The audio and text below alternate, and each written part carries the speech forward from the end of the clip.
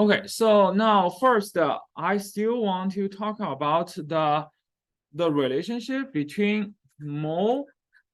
This is just a repeat things, molecules number, and mole and mass. Okay, I know we already mentioned that. Okay, and also we talk about how to convert those to each others, but I still want to, repeat that again. What exactly is the concept behind that? Molecule, and also I would like to make a comparison so you will know it. The molecules number is talking about how many number of molecules. Mole actually is still talking about how many numbers of the molecule, but it's just a short version than the short version for the molecule number. But mass is completely different concept from mole and molecules number. Mass is just weight, right? So we can think about that like if I have a farm, I'm producing the eggs. So the molecule numbers can be just the egg numbers. And the mole can be think about like a dozens of eggs. It's a dozens of the eggs. And the mass, that's gonna be just a mass, the mass of egg, right? So we can using this comparison to compare to each others. For examples, I can have like a I have a 24,000 eggs. I have those, and the 24,000 eggs is the egg numbers. And how many numbers of egg we have? We have a 2,400, which is 2,400 of the eggs. We have that much eggs. Well, how many dozens of the eggs that we have? We don't want that number. This number is too big. We try to make this smaller, okay? So we can easily to count. How many dozens? Well, we know 1 dozen has 12 eggs.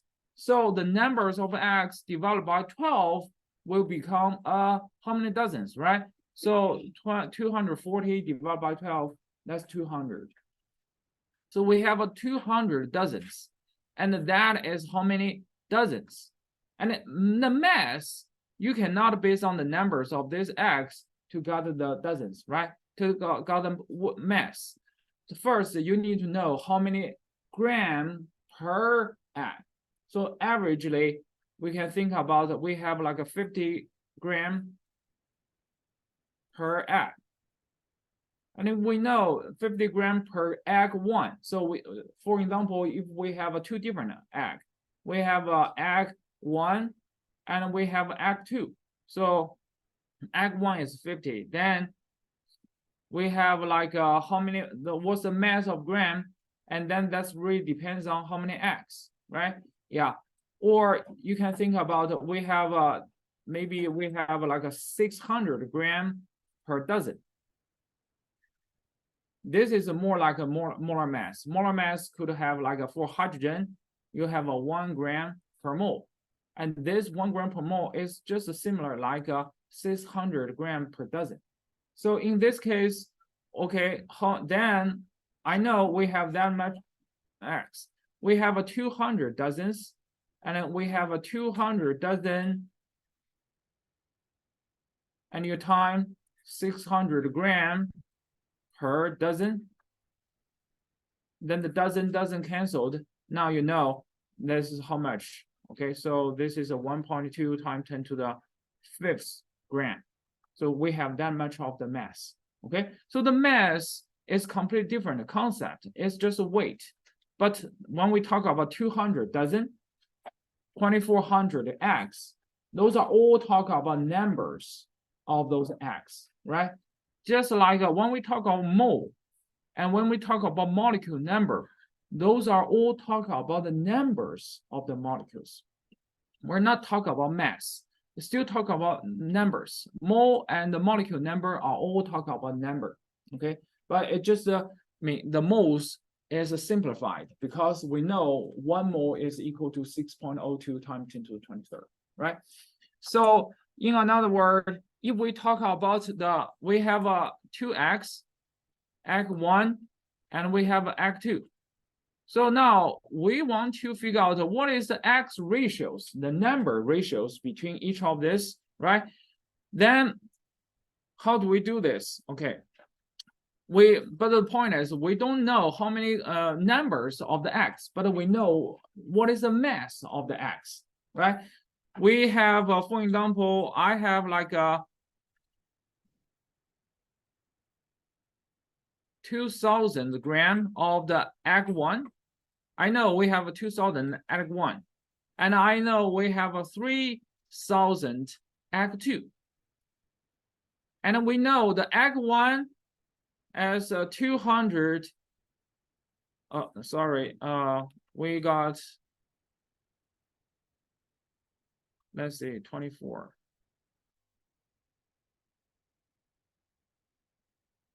grams. So we know we have a 600 gram per dozen for the egg 1.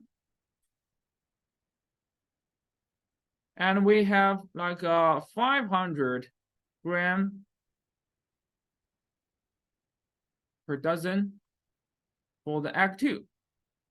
So now we don't know how many numbers of each of the eggs, but I know the mass and I know how many weight for each of the dozens of eggs. Then how do we figure out what is the ratios between the eggs? Okay. In other words, how many numbers of egg 1, how many numbers of egg 2? Well, obviously, you need to figure out how many numbers of each of the eggs before you're doing the ratio, right? So to figure out the first one, well, I know this is the mass of the egg total, and I know each dozen is weigh that much. Obviously, you're going to using the mass of egg 1 divided by this one. I mean the mass per dozen, right? This is also what we talk about molar mass divided by 600 gram per egg 1 per dozen. Then you can see there's a 2,400 gram divided by 600 gram per dozen. And then you can figure out how many dozen that you have. You have a 4 dozen, right? You have 4 dozen. So this is a 4 dozen, okay? And this is egg 1. Obviously, you can do the same thing. You have a 3,000 gram for the egg 2, and you have a 500 gram per dozen for the egg 2. And then you figure out you have a 6 dozen. You have 6 dozen, right? So then what is the ratio, number ratio between egg 1, egg 2? Obviously, that ratio is just a 4 dozen for the egg 1 versus 6 dozen for the egg 2. I think I write it wrong for the dozen. How to spell the dozen? D-O-U. No.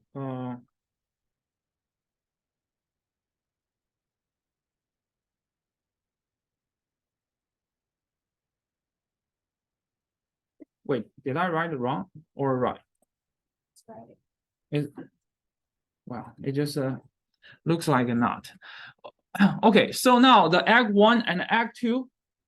Then now we compare. This is 4 dozen and 4 dozen and 6 dozen.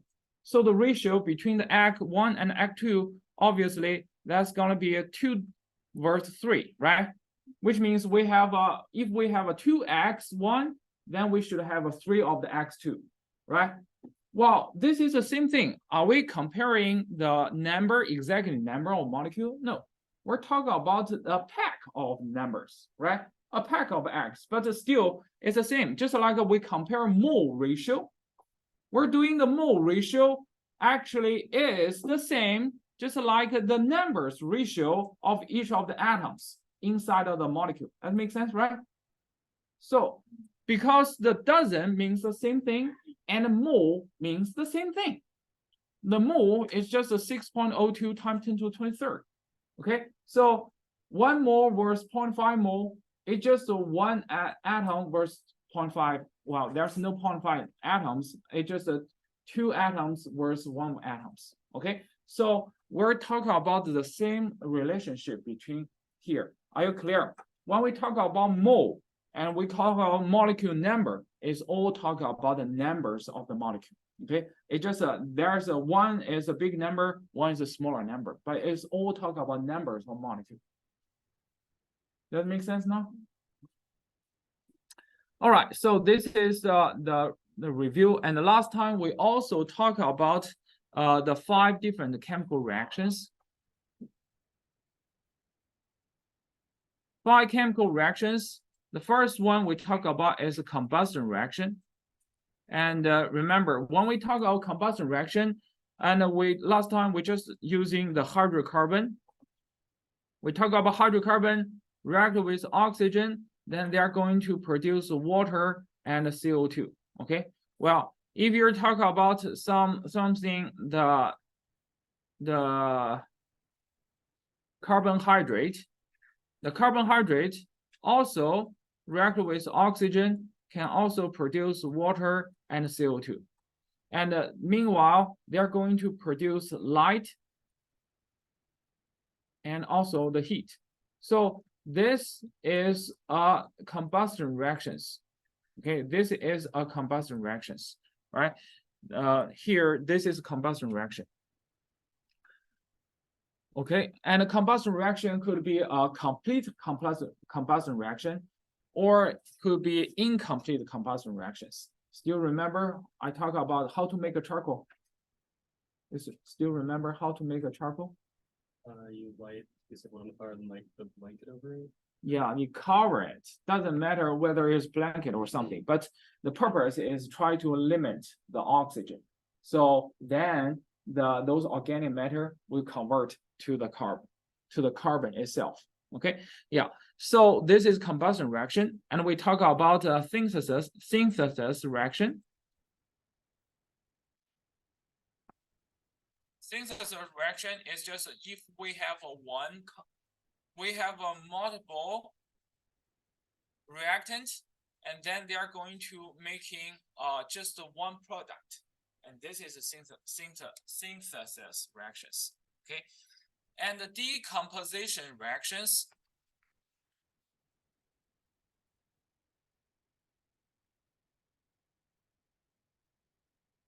It's just you have only one compound, one reactant, one compound, and you are making a multiple product, and this is decomposition reactions. Okay, so it just go opposite way from the synthesis reactions.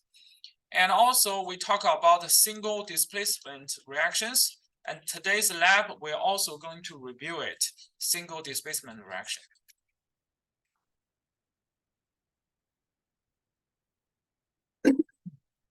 A single displacement reaction, we talk about A plus BC, and to form AC and plus B. So in this case, A is stronger than B, so the A is kicking B out, right? So the stronger here we talk about is a metal activity, reactivity.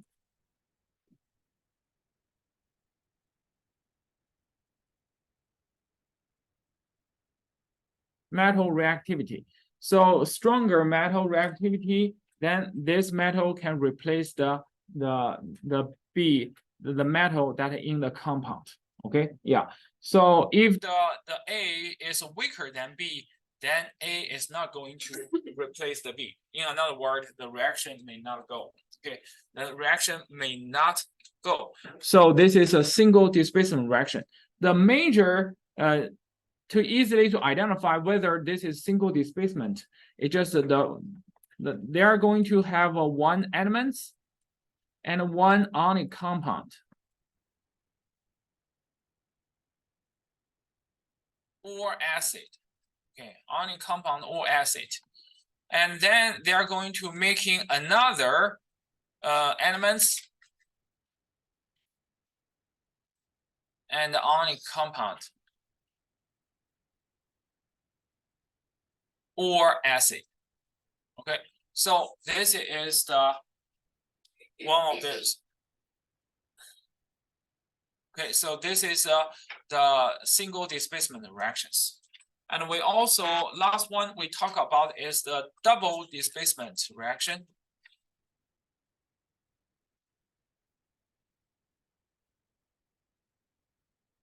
Double displacement reaction is just we have A, B, and then plus CD, then they're going to form AD plus CB. Again, we talk about A is a cation, B is anion. The cation always before the anion. So the A always in the front, C always in the front, okay? And the B and the D are all anion, so they're going to up that. So the A replace the C and the C also replace the A. So this is a double displacement reactions, okay? You can easily identify this because the first one is an ionic compound. Second one is also ionic compound. So they have an ionic compound, and making two another ionic compounds.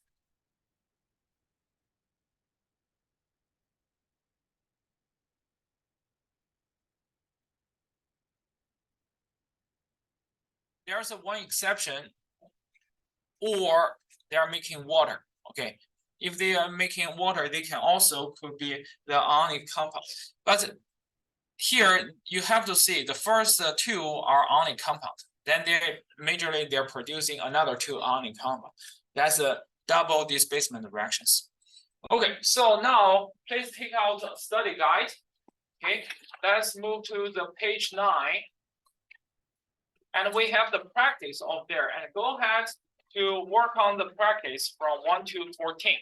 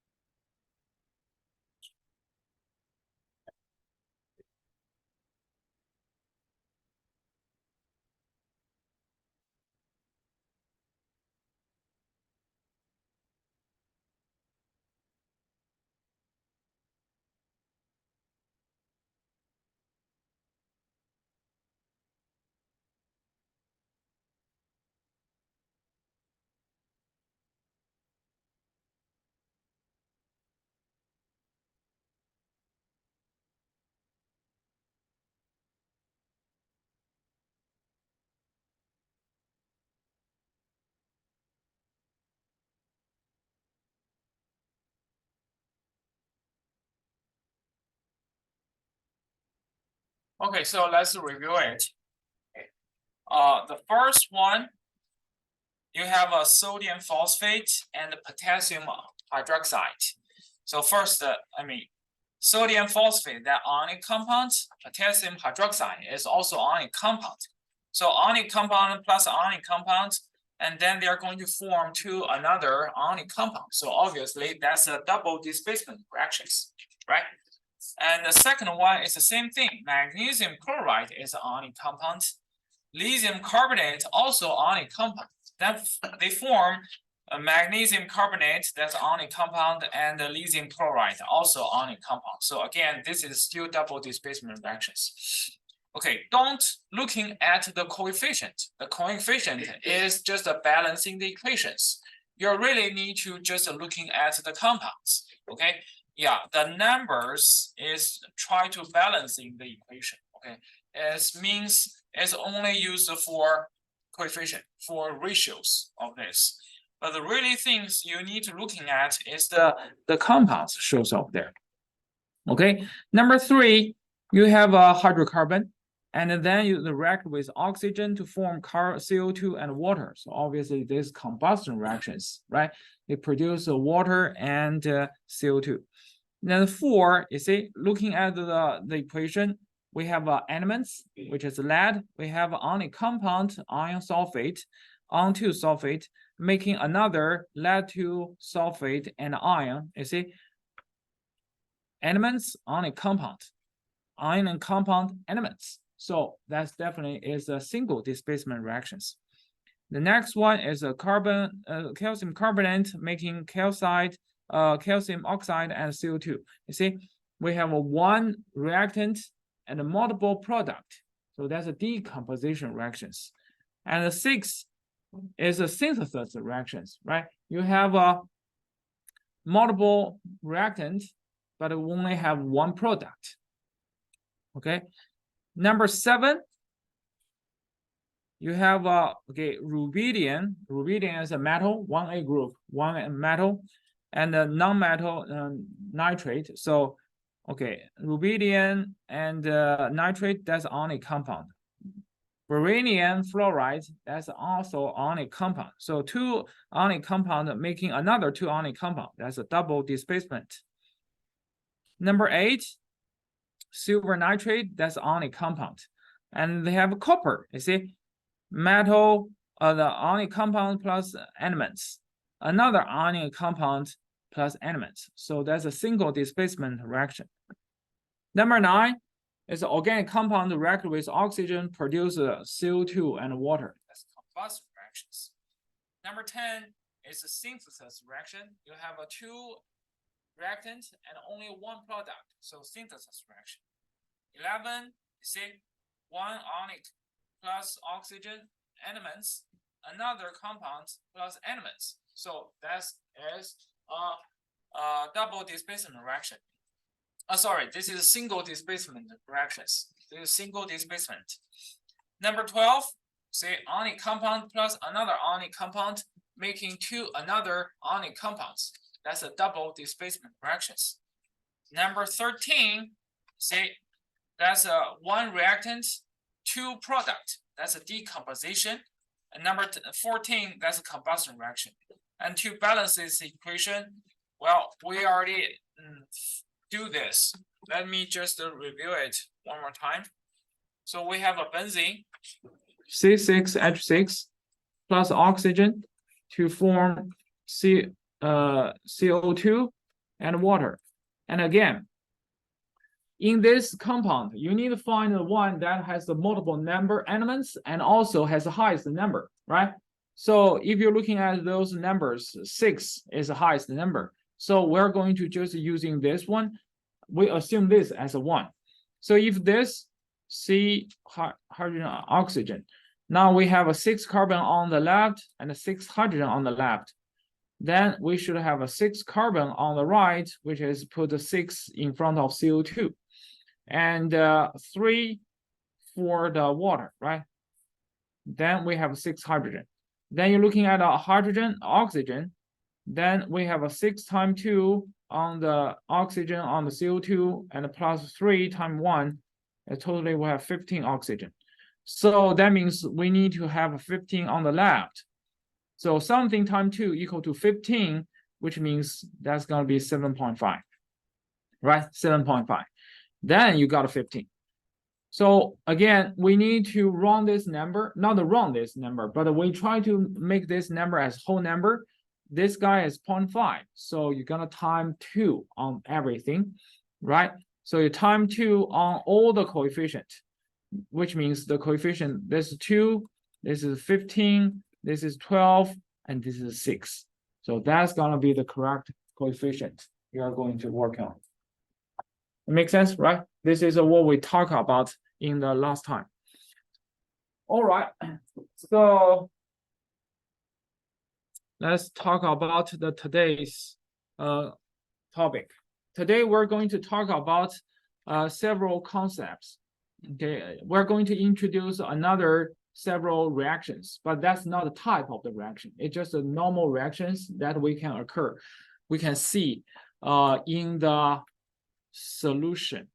May or may not in the solution. We will talk about. So, but first, before that, we are going to talk about one of the concept. It's called electrolytes.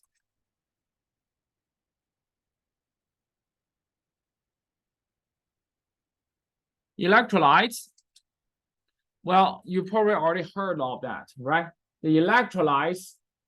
Well, the Gatorade is they containing the electrolytes, right? Everyone know this, okay? So when you do the activity, you're gonna drink the electrolytes, okay? Not drink something else.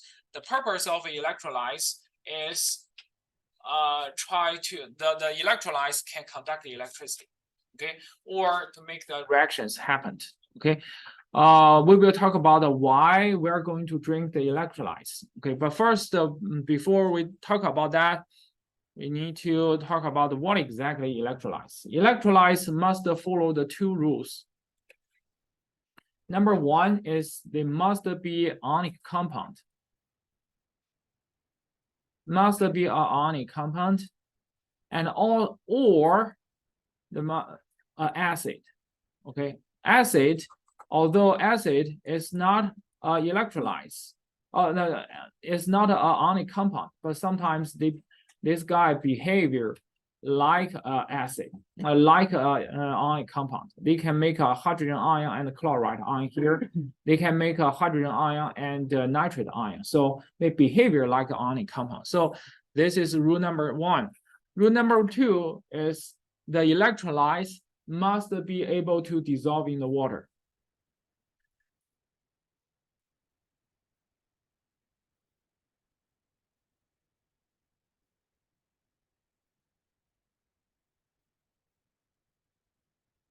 So they must be able to dissolve in water. In another word, must be in an aqueous solution. They can be dissolved in the water, making an aqueous solution. Okay, so this is electrolytes. Okay, electrolytes. The important thing is when the electrolytes, like the common thing we talk about is aqueous, the sodium chloride. Sodium chloride is salt, table salt. But when the sodium chloride dissolve in the water, they are going to making dissociate this sodium chloride. In another word, they are not no more become a sodium chloride. Those are those salt. Instead, they are going to making a sodium ion that's in the solution plus chloride ion in the solution. So that is the important part. Okay, yeah, electrolytes, when they meet water, they are no more sodium chloride, those molecules anymore. They are dissociate, become an ion, a cation and anion, and that in the solution. So this is what happens for the electrolytes. So that's why they have a charge. Then they can transfer the electricity. Okay, yeah, if they do not have a charge, then they are not going to.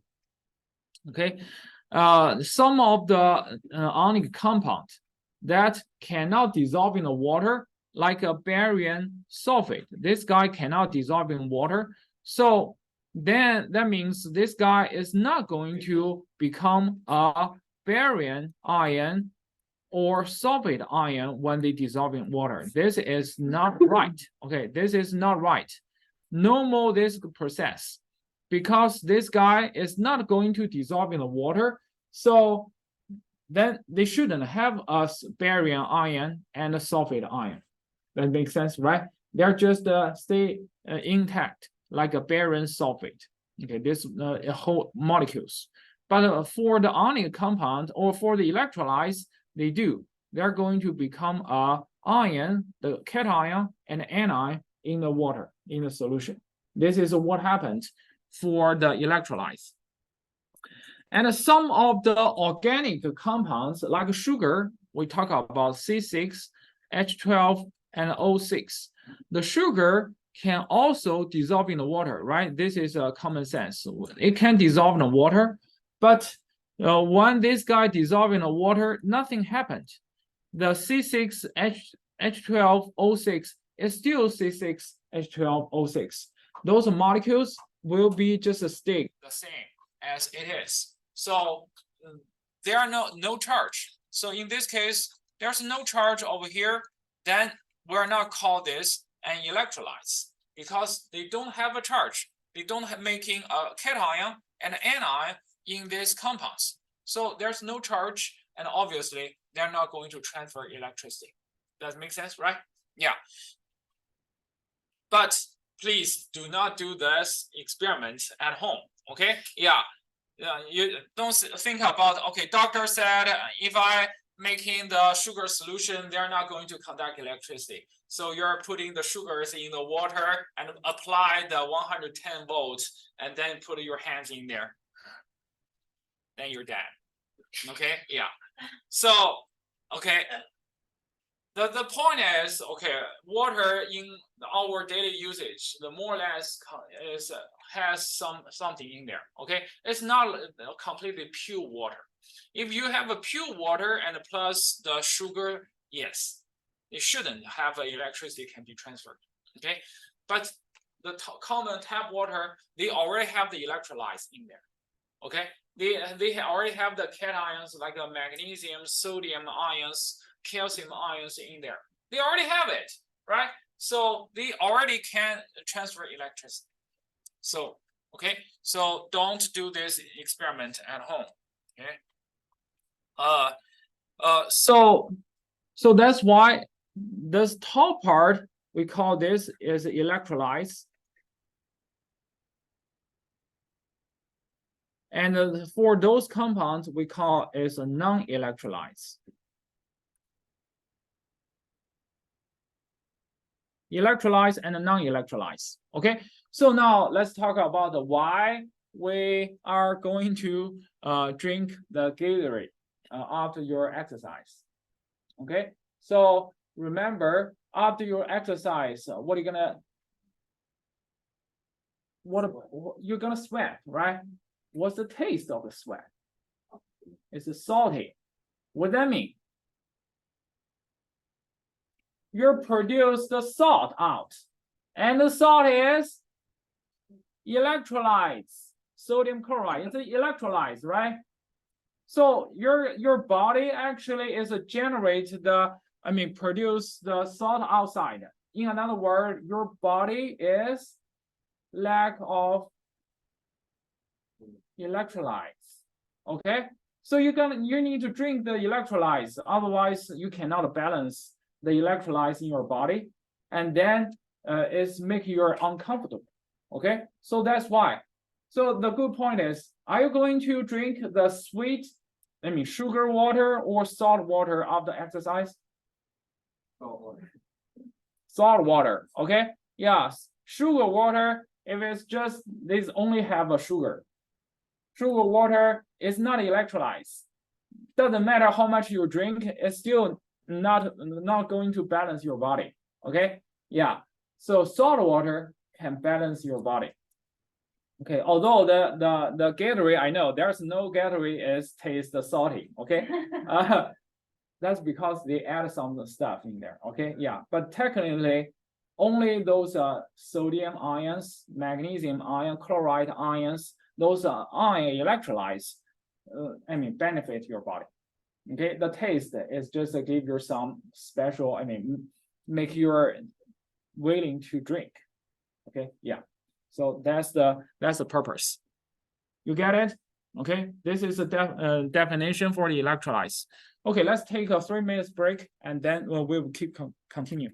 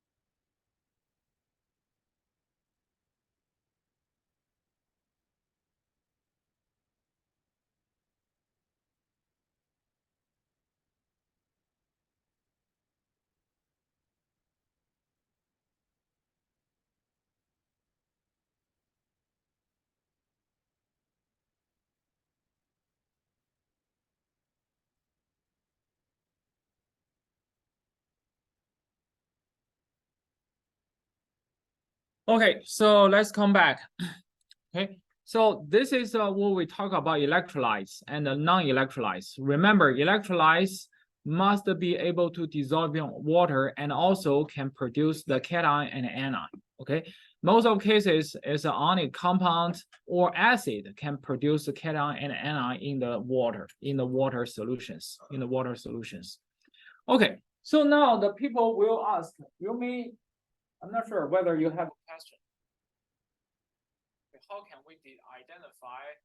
I mean, this compound is dissolved, or it can be dissolved in the water, or cannot be dissolved in water. Do you have this kind of question? I mean, you can think about it, right? Okay, if I give you a compound, aluminum chloride, how can I know this is soluble or not? How can I know this one is dissolved in water or not? So can I identify this is electrolyte or not? No, because I don't know whether it can dissolve in the water or not, right? If I give you another compound, ammonium chloride,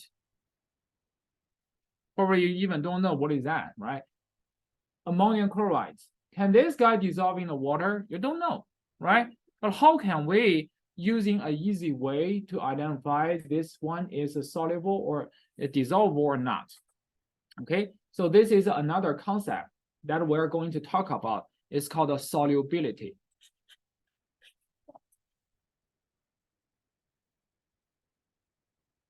Okay, solubility is just, I mean, this is a long story, okay? But here in the Chem 1, we only just try to identify whether this compound is soluble or insoluble.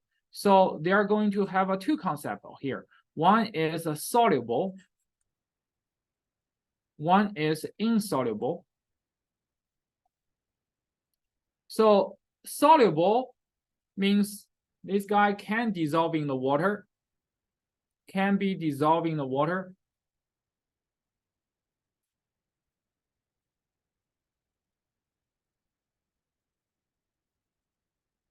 And insoluble, then that means this cannot be dissolved in water.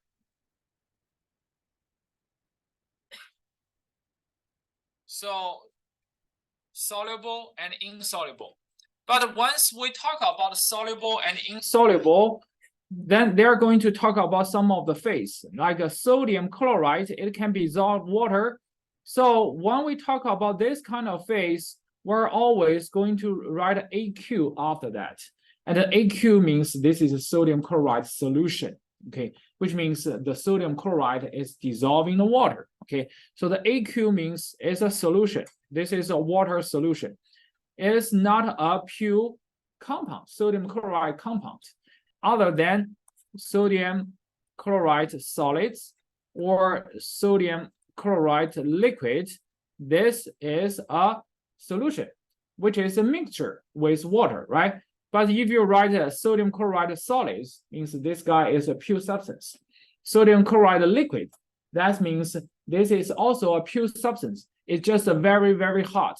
We melt the sodium chloride solid and make it a liquid, okay? But it's different from this. Sodium chloride is still a liquid, but that's because there's water. It's dissolving the water. But this is a pure sodium chloride that melts into a liquid phase. Okay, hopefully you recognize it, okay? This is sodium chloride aqueous, which means a water solution. It's a mixture.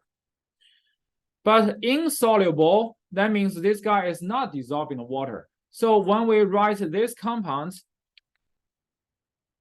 it will be insoluble, which means it just write S. And the S here means it's a solid, okay? In another word, this guy is out of the water. It's still a solid. It's intact. It's still a solid. It's not going to making a cation and anion. So the S means solid.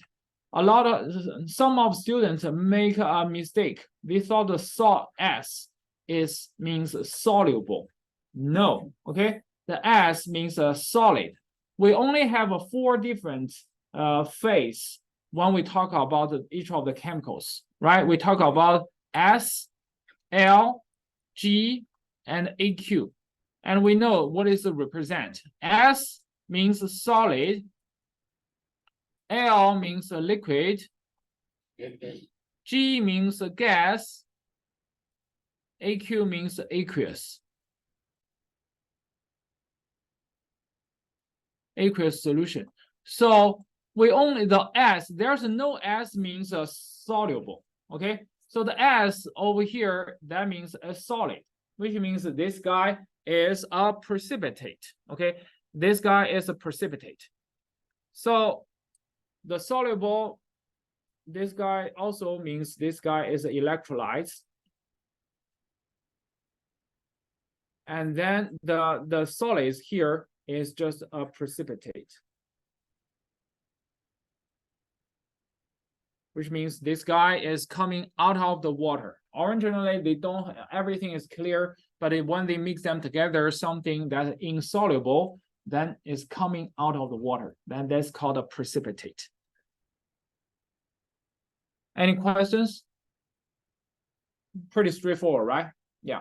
So this is what we talk about solubility. But again, I still do not mention how can we determine whether it's soluble or not. Okay. Yeah, whether it's soluble or insoluble. Okay. Then I will give you a chart. Then this makes things much more easier. Okay. Yeah. So I'm going to give you the chart.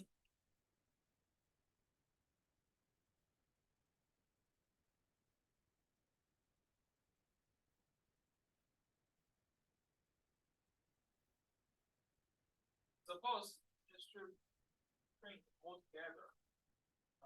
But I have no idea why.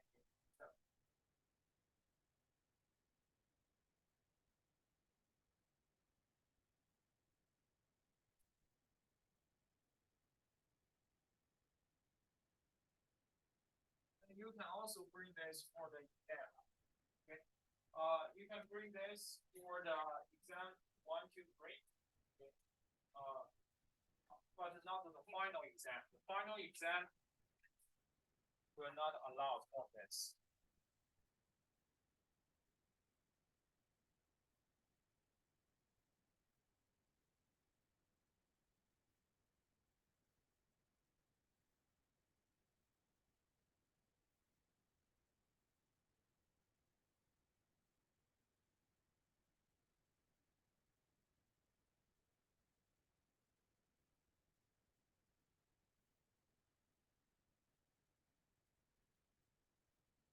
Okay, so let's look at the solubility chart. And if you're looking at up here, we can just using aluminum chloride as an example. Okay, aluminum chloride. So to looking at whether this guy is soluble or not, then you need to find, okay, first we're looking at the anion first. Anion is chloride, and then you're looking at the chart. Where is the chloride? Okay, the chloride is in the first page. You see, chloride in the first page in the middle. So this is chloride, and then you're looking at the aluminum. Where is the aluminum in the category? So they have a silver, lead, mercury, copper, and this is copper 1. See, copper 1 and TL. And then they also have another category said any other cation. So is an aluminum in which category? Is in the any other cations, right? So that means chloride plus any other cation, the answer is soluble. So that means the aluminum chloride is soluble. That makes sense, right? Okay, so this is how you're determining whether this compound is soluble or not. And we can also looking at the barium sulfate. Okay, we already mentioned that several times. Barium sulfate. Then you're looking at the sulfate. Okay, sulfate is just a down, one line under the chloride. Then you see the sulfate plus barium. The barium in the top category. They have a calcium, strontium, barium, silver 2, lead 2, radium, and a mercury 2. So that category, the sodium sulfate plus that is insoluble. You see, low solubility or insoluble. So that means a barium sulfate is not going to dissolve in the water. Okay, that's insoluble. That makes sense, right? So this is how you identify the compounds. All right, so I'm going to write down 6 ionic compound. So please, based on the chart, to identify whether it's soluble or not.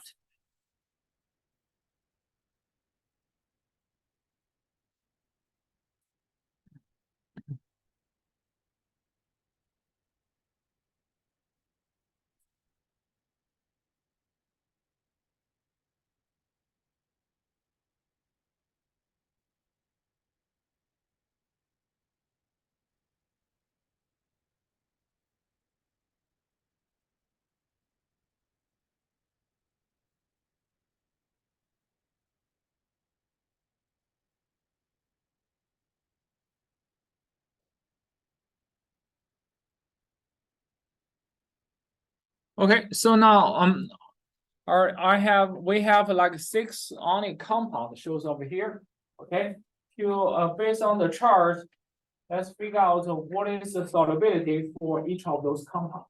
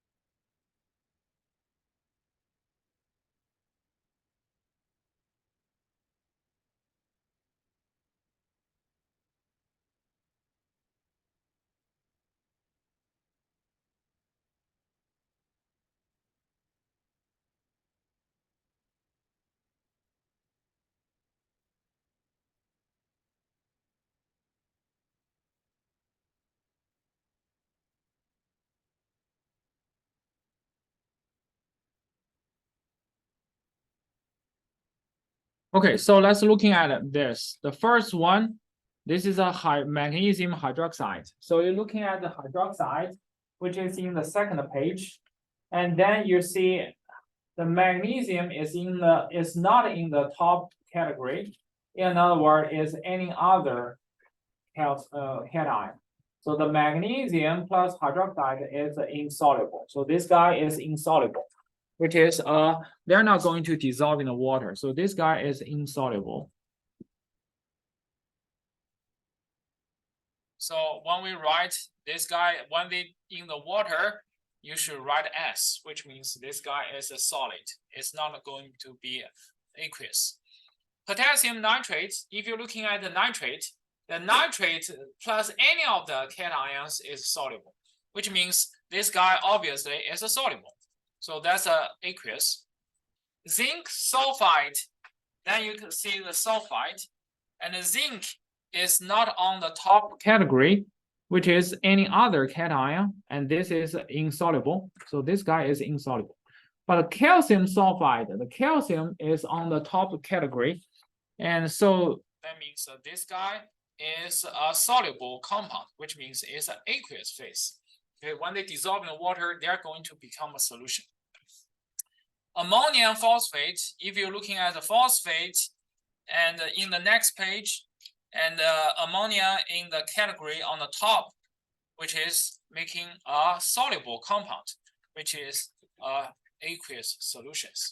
Okay, mercury chloride, and you see mercury is also in the top category, and this guy is a solid, is a precipitate. Okay, All right, so this is generally how we identify the solubility for each of the compounds. Okay, for each of the compounds. Are you getting there? Okay. Yeah, the reason we spend a lot of time to talk about electrolytes, talk about solubility, and in general is try to make a preparation for the next topic.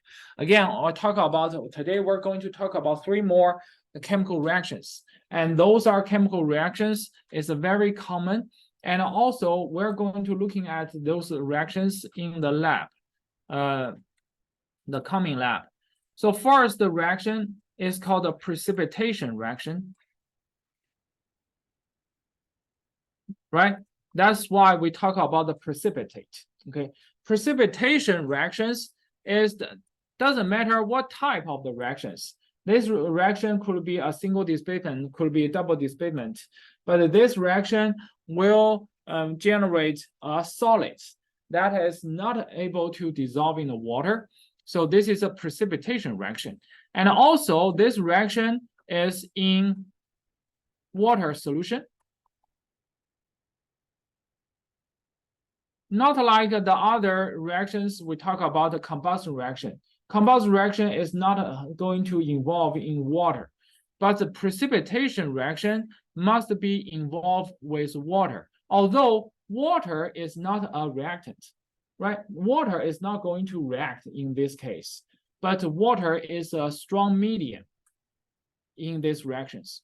Without water, you are not going to have these reactions, okay? But with water, the reaction will occur, okay? So water here is very important medium. So that's why we talk about aqueous solution is very important. I mean, most of commonly, we talk about precipitation reaction is a double displacement reactions. It's a double displacement reactions. For example, we have a barium chloride solution. This is aqueous. And also we have a sodium sulfate. This is also aqueous solutions. And then those two combined together, again, this is a metal, non-metal ionic compound. This is also ionic compound. Then they are going to, so the cations, they are going to replace to each others. So barium going to replace the position of sodium. Sodium replace the position of barium. And in this case, they are going to form 2 new compounds, which is 2 new formula. But how do we predict what is the correct formula? Then they just follow the rule, right? The cation, both cation will replace the positions. So that means the chloride ion or the barium ion is not going to combine with chloride. Instead, they're going to combine with sulfate, right? And then what is the correct formula for the barium and the sulfate, right? Barium has a 2 positive charge and chloride has one negative. Sodium has a 1 positive charge and this is 2 negative. So 2 positive barium combined with 2 negative sulfate. So the formula will be just a barium sulfate. Makes sense, right? Yeah. And then the chloride will combine with the sodium. And again, please do not write chloride first, sodium later. We always talk about cation first, anion later. So when you write sodium chloride, you're gonna put the sodium front, okay? So sodium is a 1 positive, chloride is 1 negative. But please do not write like this. Okay, this is not the way we write sodium chloride, right? Right. We need to simplify this to making like a 1:1 ratio over here. So sodium chloride is writing like this. So this is how we predict reactions. If we know what type of reaction, we generally can predict what is the product it could be. Barium sulfate, sodium chloride in these cases. Okay, so now when you write everything here, actually you're not balance the equations, right? You need to balance the equation, and you can see the two. We have a 2 of the chloride sodium chloride and just one of the barium sulfate. Then that's it. This one is balanced. We're not writing Na2Cl2 Cl2 over here. Instead, we put a 2 in front of this. This is as a coefficient. And again, the 2 over here is not part of the formula. The 2 is a coefficient. It's talk about we have a 2 of sodium chloride molecules. Okay, so it's not a part of the formula. Okay, so formula is still sodium chloride. We just have a 2 of them. All right, so when we write this, then we can based on our based on the solubility chart determine which one is soluble, which one is not, right? Sodium chloride, if you're looking at sodium chloride plus any other cation is soluble. So sodium chloride is soluble, which means this is aqueous, and we already figure out barium sulfate is soluble. So this guy is soluble, the other one is aqueous, still aqueous. Then the barium sulfate is a precipitate that is coming out of the solutions. Okay, barium sulfate is a precipitate that is coming out of solutions. Okay, so we have a 2 aqueous solution, which is our all aqueous dissolving the water. But when those two meet them together, they're going to have something coming out of the solutions. Okay, and this is what we call the precipitation. So one of these compound must be an insoluble compound. So they are coming out of the solutions. So this is a precipitation reactions. Are you clear? Okay, precipitation reactions. Another is also the one that we talked about the last time. I played a video in the last minutes. They talk about they have a lead nitrate and plus potassium iodine aqueous. Then again, this is also a double displacement reactions. Lead will combine with iodine. The lead is 2 positive charge, nitrate and 1 negative, potassium plus 1, iodine negative 1. So lead combined with iodine, 2 positive lead, 1 negative iodine. So the formula will be just lead I2, right? PbI2. And then you're going to making another potassium combined with nitrate. Potassium is plus 1, nitrate is minus 1. So they're going to making potassium nitrate over here. Okay. So although we're writing this, but we're not balance this. You need to balance these equations. And we can just assume this is a 1. And then we're going to have a 2 potassium nitrate. And we put a 1 over here. And we put a 2 over here. Then this equation should be balanced. Then you can determine, okay, which one is insoluble, which is a precipitate. Right, you can predict which one is a precipitate, which means this compound must be insoluble. And we talk about the potassium nitrate. Nitrate plus any of the cations that's soluble. So this guy definitely for sure is a soluble compound. And the lead iodine is insoluble. So this is a solid coming out. And this is a very bright yellow precipitate.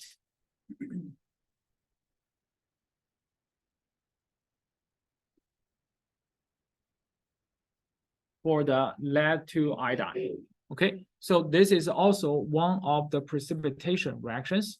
So as long as you see, there's a 2 clear solution, and then they mix them together. If they have a solids that are coming out of solution, that's a precipitation reactions. And the reason is coming out because this solid that generated is insoluble. It's not dissolved into the water, so that's insoluble. So that's why they are coming out of the water. Okay, yeah. So that's a precipitation reactions. Any questions? I would like to talk a little bit barium sulfate. The reason I'm emphasizing this because I add barium sulfate before. barium sulfate and aluminum chloride. Those two are very strong. Those guys cannot dissolve in water and even cannot dissolve in the acid. They cannot dissolve in the acid. So that's why the scientists using the property barium sulfate, using the property they cannot dissolve in the water and acid, and then they using this as a medical purpose. Okay, so if you have some problem, need to scope into your stomach, and then the doctor first want you to drink a slurry of barium sulfate with some of the unpleasant taste. Okay, well they add some of like a flavor of orange flavor, but not taste like orange. Okay, yeah. So the barium sulfate slurry is a white slurry with some orange-ish stuff. Yeah. So they want you to drink it. Yeah, I drink it. And then since the barium sulfate is insoluble in the acid, and we know our stomach has a lot of acid, right? Very strong HCl in our stomach. So you drink it, and then the good thing is the barium sulfate will not going to dissolve. And then instead they're going to, smear on the surface of the stomach inside. Okay. And then the doctor can put their scope inside your stomach and looking at where it's ulcer or some other problems. Okay, so generally this is what happens.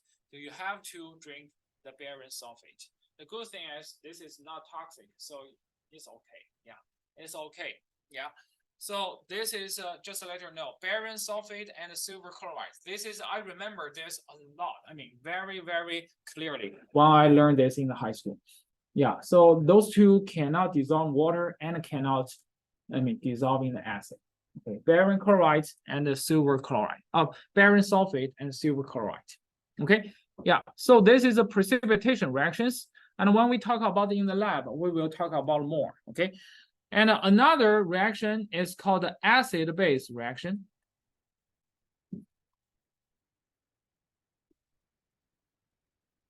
Acid-base reaction. For the acid-base reaction, well, we definitely for sure need to identify what is acid. Acid is something you have a hydrogen in front, right? Like a HCl, HNO3, H2SO4, H3PO4, and H2S, and even the HF. Okay, hydrofluoric acid, hydrochloric acid, nitric acid, sulfuric acid, phosphoric acid, and hydrosulfuric acid. Okay, so this is the acid. It always has a hydrogen in front, except water. Okay, except water. Water is not acid, but the rest of others, if it has a hydrogen in front, in most of cases that's acid. Okay, so this is acid. We recognize this is acid. But what is the base? Here, base actually there's a lot of different category. Here the base we talk about is an inorganic base. Organic base is too many variety for the organic base, and it's not that easy to identify the organic base. So here we talk about is an inorganic base.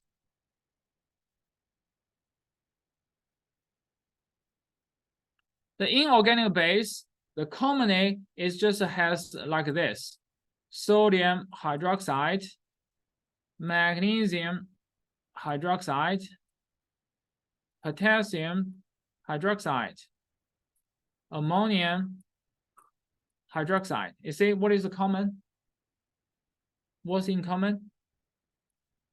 They all have a hydroxide ion. Okay, hydroxide group. So this is the inorganic base. They all have a hydroxide ion over there. Okay, they all have the hydroxide, the polyatomic ion. So this is a common.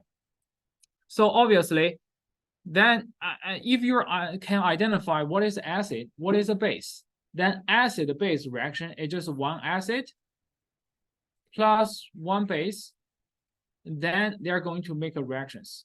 So acid-base reaction is also a double displacement reactions.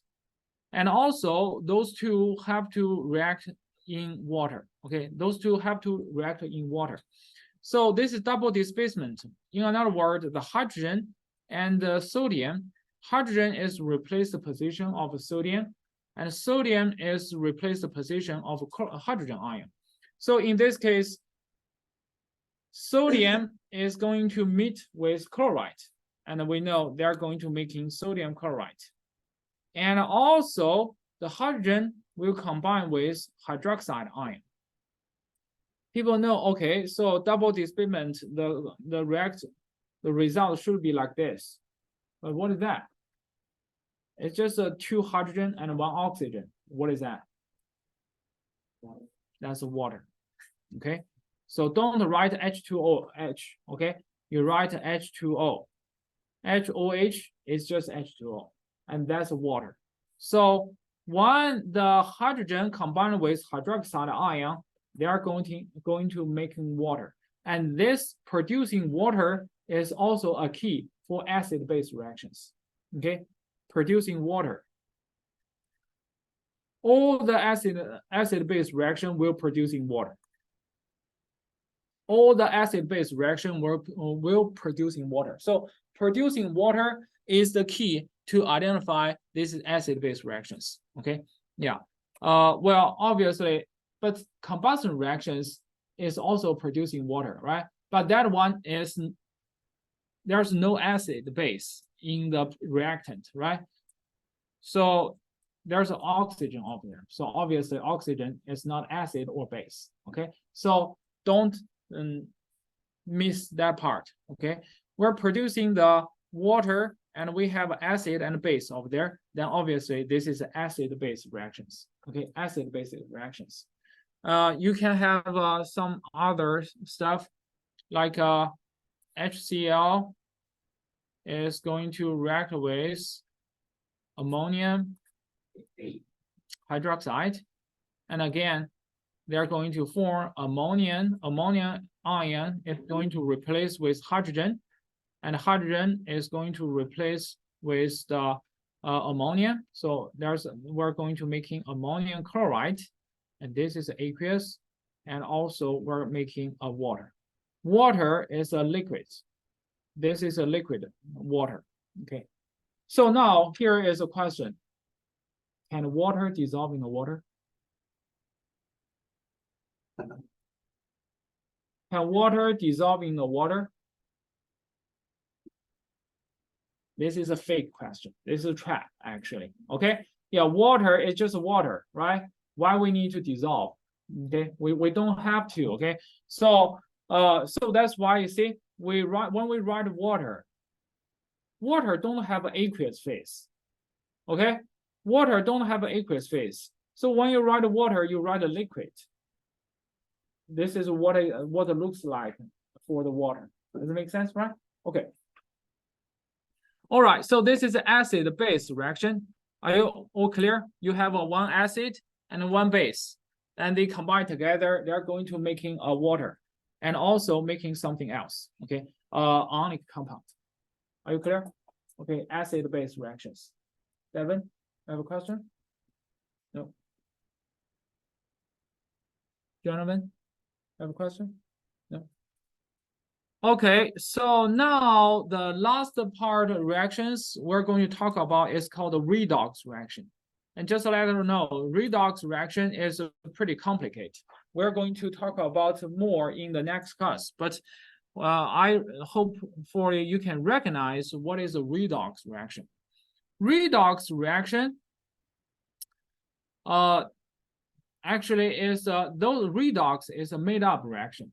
Is a made-up words. Is combining reduction and plus oxidation. Okay, so reduction is easy to understand. It's something is a decrease. That's called a reduction, right? The oxidation is talking about something increase. Okay, the reduction is something decrease. Oxidation is something increase. So the something here is what we call the oxidation number. The oxidation number. So the one of the oxidation number, if the number of the oxidation number change for certain elements, then they definitely have a redox reactions. Okay, let me just give you examples. Next class, we will talk about how to determine the oxidation number. But here, I'm going to just give you example. What exactly is a redox reactions and how to identify the redox reactions. So we already make these reactions. We have a copper to oxide, right? And this guy, solid, then they're going to react with hydrogen gases, and then they're going to making a copper itself and of water, right? This is what we do in our lab 2.0 first part, right? So this is a typical redox reactions, and let's see why. So based on the definition, to determine the oxidation number, all the oxidation number for pure elements are 0. In another word, oxidation number for hydrogen is 0. Oxidation number for copper is also 0. This is by definition. Okay, doesn't matter what kind of elements, as long as it's elements, then the oxidation number is all 0. Okay, then the oxidation number for the elements in the compound, then that's different. Okay, oxidation number in the, then they give some rules. Hydrogen is always +1. Okay, oxidation number for hydrogen in the compound always is +1. Oxidation number for the oxygen is always -2. Okay, so now you got this, and this oxygen is also 2. Copper, then they also talk about oxidation number for the metal ions. For the ions, they always is their charge. And here we know this is copper 2 oxide. So the charge for this copper is a +2, right? So the oxidation number is this is also +2. It's also +2. So now we already assigned the oxidation number for every element. Then let's see. Okay, something is increase, something is decrease. Let's first see, is a copper, the copper elements increase or decrease after the reactions? Is decrease, right? They from +2 to the 0. So this guy from +2 to 0 is decreasing. Decreasing, we say oxidation number decrease, then that means this guy's reduction. Okay, we talk about reduction, reduce is decrease. Okay, so this number reduce, that means this part is oxidation. How about oxygen? Is oxygen changing? No. So that means oxygen is not involved in these reactions. Okay, and then next one, hydrogen increase, right? Hydrogen is increase from 0 to +1. The hydrogen is increased from 0 to +1. So then that means the oxidation increase, then this guy is oxidation. Okay, is oxidation. People also write the reduction is called, this guy is reduced. So copper is reduced in this case. And the hydrogen here is oxidized. Copper is reduced, hydrogen is oxidized. That makes sense, right? So this is what we call the redox reaction. The reason we add all together is because if something got reduced, the other one must be oxidized. In the redox reaction, the reduction and the oxidation should be coupled. Okay, you cannot have the reaction only have a reduction, no oxidation. That doesn't make sense. Okay, something got reduced, something must be oxidized. So this is the typical redox reaction. Okay, redox reactions. And if you're looking at, there's something else like this. This is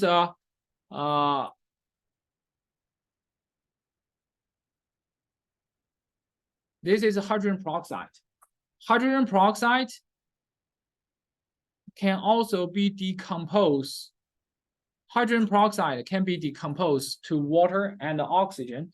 And if you're looking at this compound, hydrogen is still +1, but the peroxide over here is different. Peroxide, we talk about everything for oxygen in the compound is -2, except peroxide. Peroxide, the oxidation number is -1. And for the rest of others, it's common. Hydrogen is still +1. The oxygen, this is -2, and the oxygen in the pure elements is 0. Okay. But in general, the purpose is you add them together, the sum of the oxidation number is 0. You see, +2 and -2, they add together is 0. This is 0. If you add those oxidation number together, is also 0. Okay, so the sum of the oxidation number should be 0.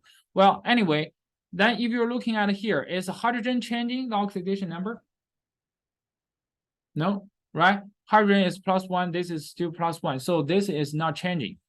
But the oxygen is changing. The oxygen actually do some different way. This part, the oxygen is increased. You see, from -1 to 0. This is oxidized.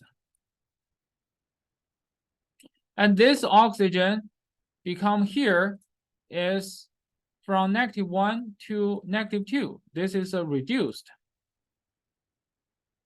So you see, the same compound, could one molecule is being oxidized, the other molecule is reduced. But anyway, the reduction is something is increased, or reduction is something decreased. The oxidation number decrease, and oxidation or oxidized is the something oxidation number increase. Okay, now I will talk about this in detail tomorrow. But for this one, if you recognize, you will see. Okay, to recognize the redox reaction, most important thing is you see we have elements are involved in the reactions. Doesn't matter the elements is in the product or the reactant. So if elements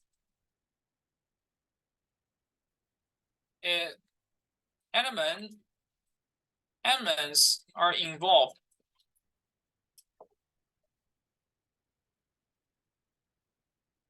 in reaction, must be a redox reaction.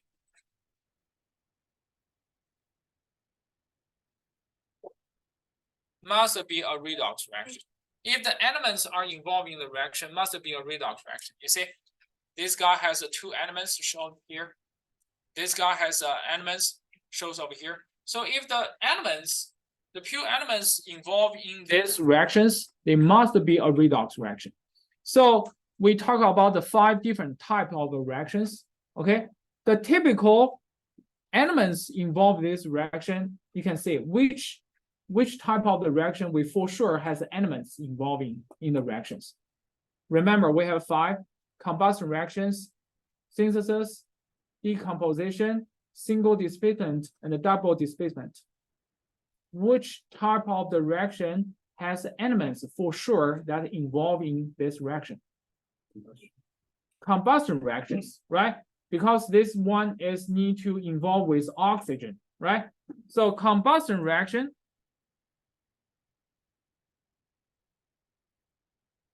must be a redox reaction because they have oxygen involved in there. What else? There's one more and reactions, type of reactions must has the elements involving there. Synthesis may or may not. They could have 2 compounds making another compound.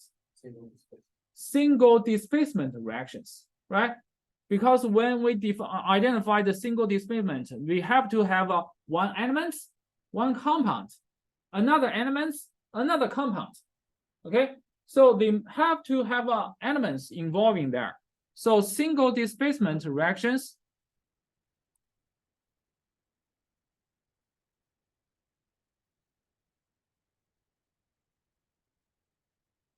Also must be a redox reaction. So those two must be a redox reaction.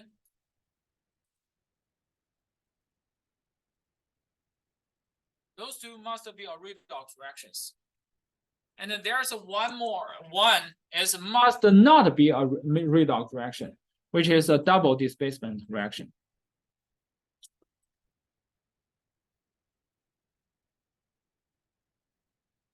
Double displacement reaction, they are must not be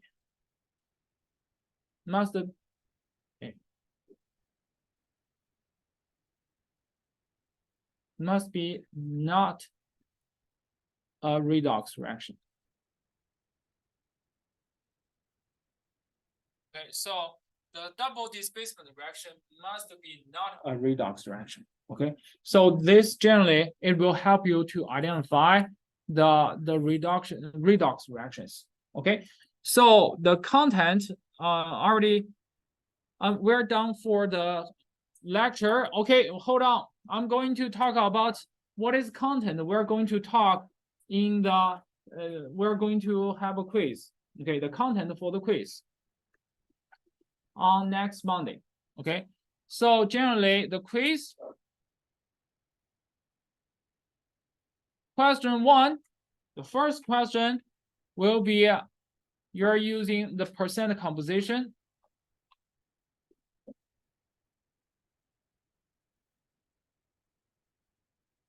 to empirical formula, and then based on the empirical formula to find the molecular formula. Okay, so this is a calculation part. And quiz 2, the question 2 and question 3 is try to identify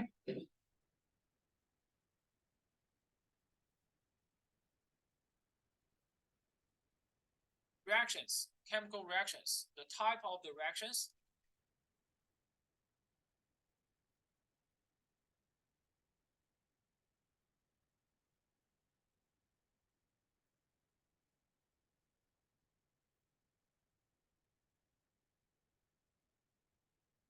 Number 4, type of the reaction, or the 3 reactions we talk about: the precipitation reaction, the redox reaction, and acid-base reactions. Okay, yeah. So 3 types of the reaction. Identify reactions, not just. Okay, number 4 is find the solubility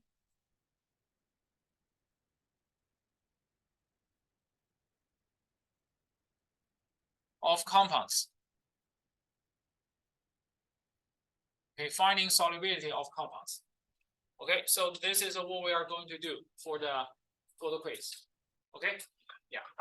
All right, so let's pack the things and we're going to move to the lab.